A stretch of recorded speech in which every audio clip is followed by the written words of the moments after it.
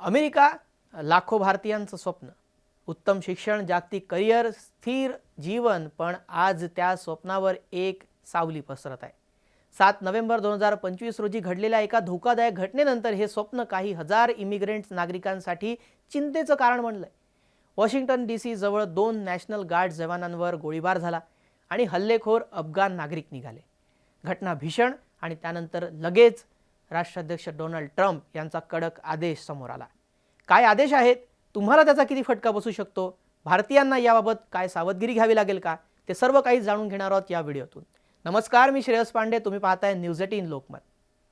अमेरिकेत घडलेल्या या प्रकारानंतर तात्काळ प्रतिक्रिया म्हणून राष्ट्रपती ट्रम्प यांनी आदेश दिला की कंट्रीज ऑफ कन्सर्न मधील सर्व ग्रीन कार्ड धारकांची संपूर्ण कठोर आणि तातडीने पुनर्तपासणी केली जाईल, म्हणजेच रिव्हेरिफिकेशन होणार।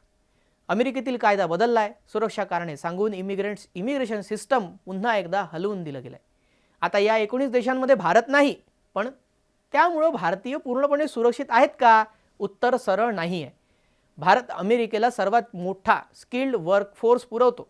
डॉक्टर्स, इंजिनियर्स, IT प्रोफेशनल्स आणि रिसर्चर्स, सर्वाधिक परमनंट रेसिडेंट भारतीयच तिथं आहेत।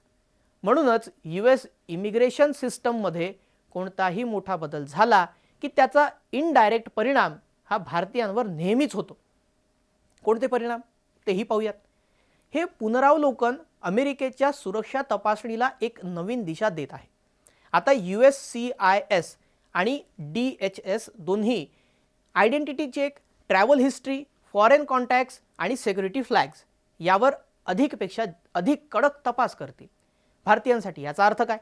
कोणतीही चूक, लहानसा मिसमॅच किंवा डॉक्युमेंटेशन एरर या प्रक्रियेत विलंब तुमच्या करू शकतो। या देशांच्या फाईल्स आधी प्राधान्याने तपासल्या जातील, म्हणजेच H1B ते GC PERM plus I-140 I-485 यापर्यंतच्या भारतीय ॲप्लिकेशन्स आत्ताच्या टाइमलाइन्स आणखी वाढू शकतात। भारतीय अमेरिकेत आधी सर्वात जास्त बॅकलॉग सहन करत आहेत। हा निर्णय ती वाट आणखी लांबवू शकतो। आज 19 देशांची तपासणी सुरू आहे, पण उद्या USA एखाद्या नवीन सिक्युरिटी रिव्ह्यूचा भाग म्हणून अदर हाय मायग्रेशन कंट्रीजमध्येही स्क्रीनिंग वाढवू शकते। भारतीय हा त्या यादीतील सर्वात मोठा इमिग्रेंट गट असल्याने भविष्यातील इमिग्रेशन पॉलिसीज त्यांना थेट प्रभावित करू शकतात। ट्रम्प प्रशासनातून एक स्पष्ट संदेश गेलाय, कडक इमिग्रेशन हाच मार्ग। याचा अर्थ अधिक तपासणी, अधिक प्रश्न, अधिक वेळ आणि कमी सवलती। अमेरिका भारत संबंध चांगले असले तरी US डोमेस्टिक पॉलिटिक्समध्ये इमिग्रेशन सतत टार्गेट बनत असतो आणि त्याचा फटका बहुतेक भारतीयांनाच बसतो।